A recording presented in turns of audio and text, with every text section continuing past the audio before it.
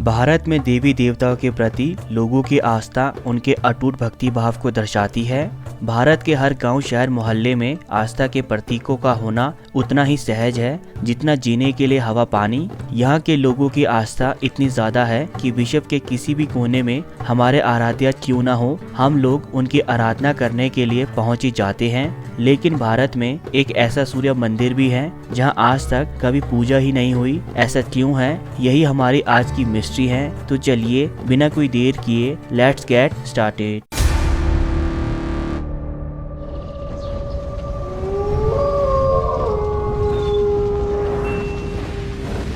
आज हम जिस सूर्य मंदिर की मिस्ट्री को डिस्कस करने वाले हैं वो भारत के उड़ीसा राज्य में चंद्रभागा नदी के तट पर स्थित है, जिसका नाम है कोणार्क सूर्य मंदिर। भारत सरकार ने साल 1903 में कोणार्क सूर्य मंदिर के मुख्य दरवाजे को बालू और पत्थर से हमेशा के लिए बंद कर दिया था। आज 118 साल बीतने के बावजूद भी इस मंदिर के मुख्य दरवाजे को नहीं खोला गया है।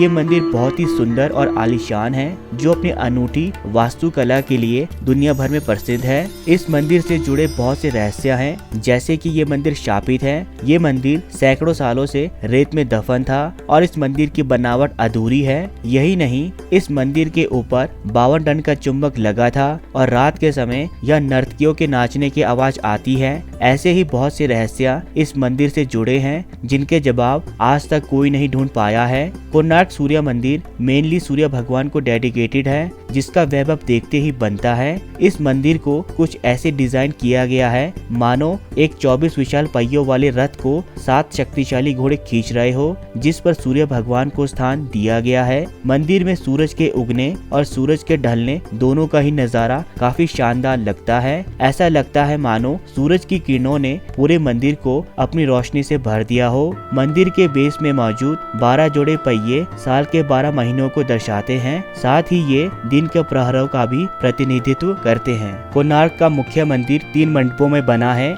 इनमें से 2 मंदिर ढह चुके हैं। वहीं तीसरे मंडप में जहाँ मूर्ति स्थापित थी, वहाँ अंग्रेजों ने स्वतंत्रता से पहले ही रेत और पत्थर भरवा कर सभी दरवाजों को स्थायी रूप से बंद करवा दिया था, ताकि मंदिर और क्षतिग्रस्त ना हो पाए। एक समय में समुद्री यात्रा करने वाले लोग इस मंदिर को ब्लैक पगोड़ा कहते थे, क्योंकि ऐसा माना जाता है कि यह जहाजों को अपनी ओर खींच लेता था, जिसकी वजह से ये जहाज दुर्घटनाग्रस्त हो जाते थे। जहाजों की इस दुर्घटना के लिए मंदिर के शिखर पर मौजूद 52 टन के चुंबकीय पत्थर को जिम्मेदार माना जाता था, जिसे भारी क्षति झेलने के बाद कुछ नाविक अपने साथ ले गए। पौराणिक कथाओं के अनुसार ये 52 टन का चुंबकीय पत्थर मंदिर में केंद्रीय शिला का काम कर रहा था, जिससे मंदिर की दीवारों के सभी पत्थर संतुलन में थे। लेकिन इसके हटने के कारण मंदिर की दीवार का संतुलन खो गया और इसकी दीवारें गिर पड़ी। हालांकि इस घटना का कोई ऐतिहासिक विवरण नहीं मिलता और न ही मंदिर में किसी चुंबकीय पत्थर के अस्तित्व का कोई ब्यौरा मिलता है।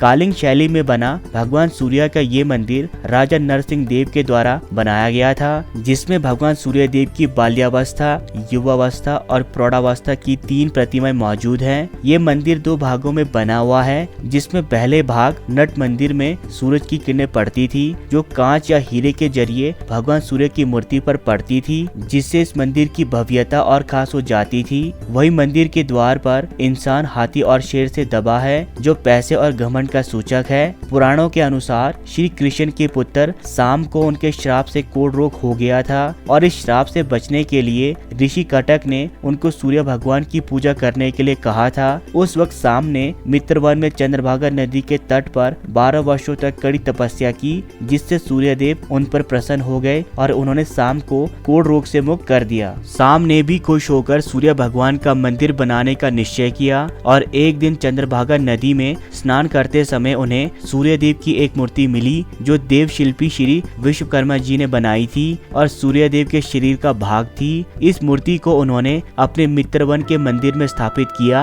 तब से इस स्थान को पवित्र माना गया, जिन्हें वहाँ के लोगों ने बीरची नारायण कहकर पुकारा। कोणार्क के बारे में ये भी कहा जाता है कि यहाँ आज भी नर्तकियों की आत्मा आती है। जहाँ रहने वाले लोगों के मुताबिक यहाँ पर रात को आपको उन नर्तकियों की पायल की आवाज सुनाई देगी, जो कभी राजा के दरबार में नाचा करती थी। पुराने समय में मुस्लिमों के बढ़ते वर्चस्व के कारण हमारे हिंदू मंदिरों पर आक्रमण होते रहे, जिस कारण मंदिरों की मूर्तियों को बचाने के लिए सुरक्षित स्थान पर छुपा दिया जाता था, उसी तरह कोणार्क मंदिर की मूर्ति को भी पुरी के जगन्नाथ मंदिर में भेज दिया गया ताकि ये वहाँ पर सुरक्षित बनी रहे। मंदिर से मुख्य मूर्ति के हटने के बाद यहाँ सूर्य वंदना और पूजा पाठ बंद हो गया, जिस कारण यहाँ तीर्थ यात्रियों का आना भी बंद हो गया। कई आक्रमणों और नेचुरल डिजास्टर के कारण जब ये मंदिर खराब होने लगा, तब 1901 में उस समय के गवर्नर जॉन वुडबर्न ने जगमोहन मंडप के चारों दरवाजों पर दीवारें उठवाकर इसे पूरी तरह से रेत से भर दिया ताकि ये सलामत रहे और इस पर किसी डिजास्टर का प्रभाव ना पड़े।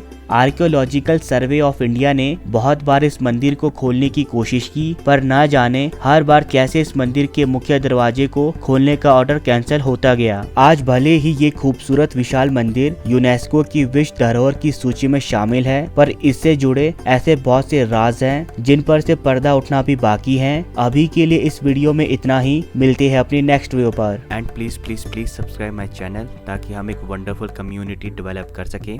तब तक के लिए गुड बाय, मिलते हैं अपने नेक्स्ट वीडियो में।